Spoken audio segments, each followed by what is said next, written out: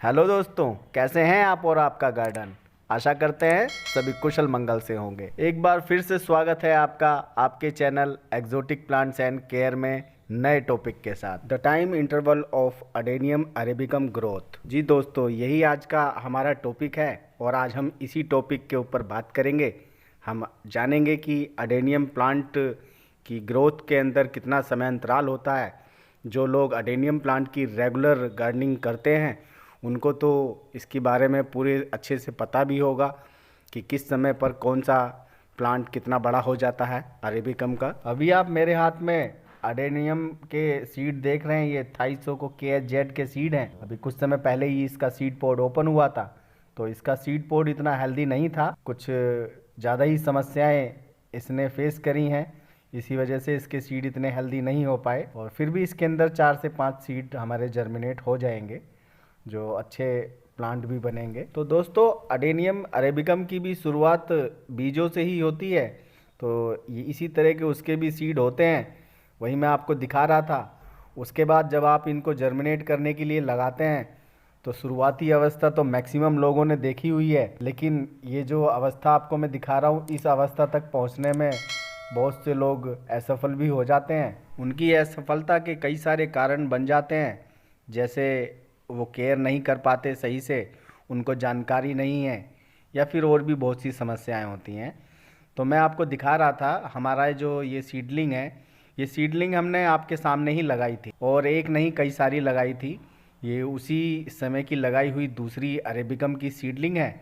आप देखिए दोनों के अंदर कितना डिफरेंस है, जबकि दोनों को एक ही पॉट के अंदर एक ही सोयल के अंदर इनको लगाया था, और जब एक को वाटरिंग करी है तो अभी दूसरे को भी करी है, फिर भी दोनों के अंदर बहुत अंतर है। आप देख लीजिए, एक छोटा है और एक काफ़ी बड़ा भी हो चुका है, और उसकी मोटाई भी थोड़ी ज़्यादा ही है, और वो काफ़ी हष्ट पुष्ट भी लग रहा है। तो आप देख सकते हैं कि डिफरेंस यहीं से चालू हो जाता है। और दोस्तों, अगर आपको इस प्रक्रिया को यदि अच्छे से समझना है तो आपको पूरी वीडियो ध्यान से देखनी भी होगी और समझनी भी होगी। दोस्तों, इसी बैच का मैं आपको दूसरी सीडलिंग भी दिखा रहा हूँ। ये उसी बैच की, यानी कि उसी पोट के अंदर, सेम पोट के अंदर लगी हुई एक तीसरी सीडलिंग है। उसकी ग्रोथ आप देखिए, इसकी ग्रोथ में कितना अंतर है। अभी मैं आपको दिखाता हूँ, ये देखिए, ये इन दोनों सीडलिंग से ज़्यादा हेल्दी है। अब आप खुद देखिए, एक ही पोट के अंदर एक ही वैरायटी के होते हुए और एक ही समय पर लगाए जाने के बावजूद दोनों के अंदर कितना अंतर है। अब दोनों के अंदर क्या, इन तीनों के अंदर ही है पूरा अंतर। मैं आपको अब चौथी सीडलिंग भी दिखा देता हूँ। ये सीडलिंग भी आप देख लीजिए, ये भी उसी पोट में लगी हुई है, उसी वैरायटी की है, उसी समय पर लगाई गई है, फिर भी इसके अंदर भी डिफरेंस है। आप देखिए, दोनों के अंदर भी डिफरेंस दिखाई दे रहा है, यानी कि एक ही वैरायटी के होने के बावजूद और एक ही समय पर लगाने के बावजूद ये चारों सीडलिंग अलग अलग हैं। तो दोस्तों, अरेबिकम के अंदर जो फुलाव होता है और उसकी ग्रोथ होती है, वो डिपेंड करती है उस सीड की क्वालिटी के ऊपर, दूसरा वहाँ के एटमॉस्फेयर के ऊपर, और जिस तरह की आपने उसको पोट दिया हुआ है उसके ऊपर। किसी भी सीड को देखकर आप बता नहीं सकते कि इस सीड से किस तरह का प्लांट बनेगा। सेम सीड हो सकते हैं, अगर मोटा सीड होगा उससे पतला प्लांट भी बन सकता है, और पतला सीड है तो उससे मोटा प्लांट भी बन सकता है। ये सभी चीज़ें नेचर पर डिपेंड करती हैं, और इसमें सिर्फ आप इनका पालन पोषण कर सकते हैं। जितना अच्छा पालन पोषण करेंगे ये उतने अच्छे से ग्रो हो जाएगा।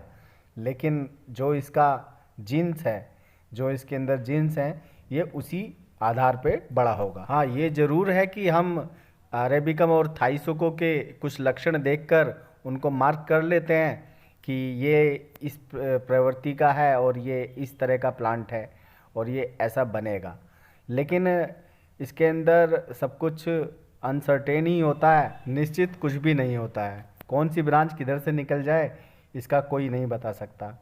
हाँ, लेकिन हम कुछ इसके जो लक्षण होते हैं उनको देखकर ये ज़रूर पता कर लेते हैं कि ये अरेबिकम का है, तो इसका जो शेप बनेगा वो इस टाइप का बनेगा। तो शेप के बारे में भी मैं अभी आगे आपको बताऊंगा और समझाऊंगा कि ये कब और कैसे बन जाता है। आप देख रहे हैं कि इसकी जो रूट्स हैं, मैं इतनी लंबी हो गई हैं तो इनको थोड़ा ट्रिम कर दूंगा। ट्रिम करने के बाद मैं इसको रिपोर्ट कर दूंगा। और ये एक ही पॉट से मैंने आज सुबह निकाले थे, तो इन दो को तो मैंने पॉली बैग में शिफ्ट कर दिया। इनको दोनों को मैंने नहीं किया था, तो इनको मैं अब कर लूँगा। तो ये तो मैंने आपको पिछली वीडियो में बताया ही है कि कैसे आपको अपनी छोटी सीडलिंग को दोबारा से दूसरे पॉट में रिपोर्ट करना है।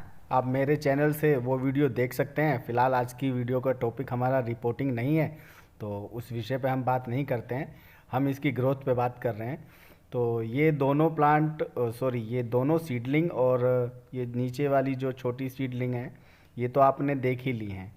अब मैं आपको दिखाता हूँ कि इसके बाद ये जो 6 महीने से ऊपर की जो सीडलिंग होती हैं वो अपना क्या साइज़ बना लेती हैं। ये आपका जो है ये लगभग हमारी 4 से 5 मंथ की सीडलिंग थी, और ये आप देखिए ये हमारी लगभग 1 साल की सीडलिंग है। अब आप सोच रहे होंगे कि 1 साल में सिर्फ इतना ही मोटा प्लांट हुआ है, इतना ही बड़ा हुआ है, लंबा ज़्यादा हो गया है। तो दोस्तों इसकी ग्रोथ जो हुई है वो हमारे अकॉर्डिंग हुई है, हमने इसको ज़्यादा पानी नहीं दिया है। यदि मैं चाहूँ तो ये जो छोटी सीडलिंग है इनको रेगुलर पानी देकर और ज़्यादा मात्रा में पानी देकर इसके अंदर फुलाव बना सकता हूँ।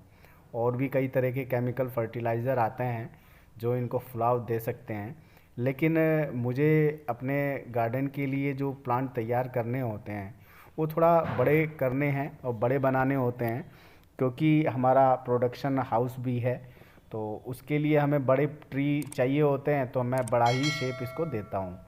तो इसको मुझे अभी ज़्यादा मोटा नहीं करना है, मुझे इसके अंदर स्टिक बनानी होती है, तो इसको मैं ज़्यादातर ड्राई ही रखता हूँ।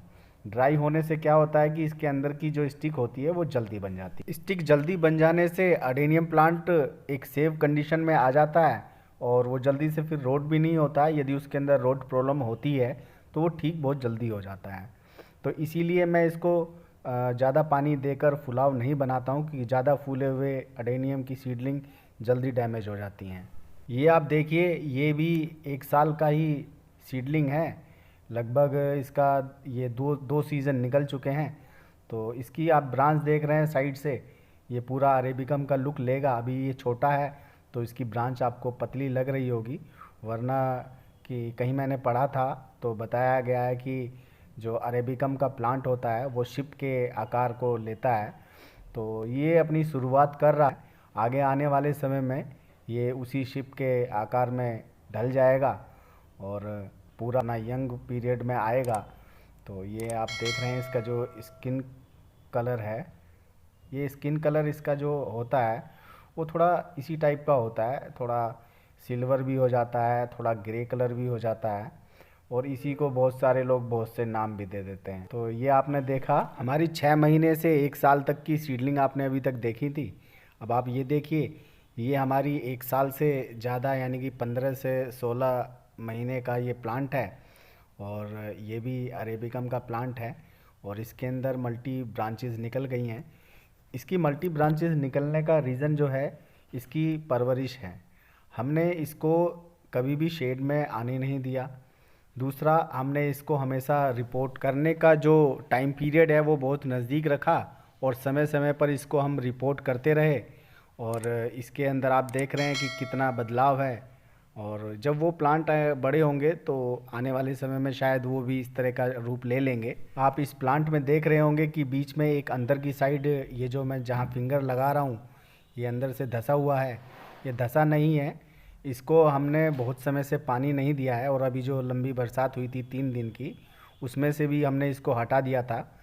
तो ये एक तरह से डिहाइड्रेट हो रखा है, और हम इसको डिहाइड्रेट जानबूझ के कर रहे हैं ताकि जो इसकी ऊपर वाली लेयर है वो ज़्यादा स्टिक का रूप ले ले, और मतलब ज़्यादा मजबूत बन जाए, ताकि कोई भी बाहर से इसको चोट पहुंचाने की कोशिश करे तो इसको चोट ना लगे, और कुछ समय में इसकी जो अंदर की स्टिक है वो भी बन जाएगी। तो दोस्तों मैंने अभी आपको जो दिखाया इसके अंदर आपने देखा होगा कि जो छोटी सीडलिंग है उनका जो स्किन कलर है वो थोड़ा डिफरेंट है, और जो 1 साल से ऊपर के प्लांट हो जाते हैं तो वो अपना पूरा रूप ले लेते हैं, और उस समय उनको पहचाना जा सकता है कि ये अरेबिकम का प्लांट है या थाईसोको का है। उससे छोटी सीडलिंग का रिकॉग्नाइजेशन करना बहुत ही कठिन होता है, पता नहीं चलता है कि अरेबिकम है या थाईसोको है क्योंकि उसकी लीफ भी हेयर ही नहीं होती हैं उस समय, तो उस समय थोड़ा टिपिकल होता है।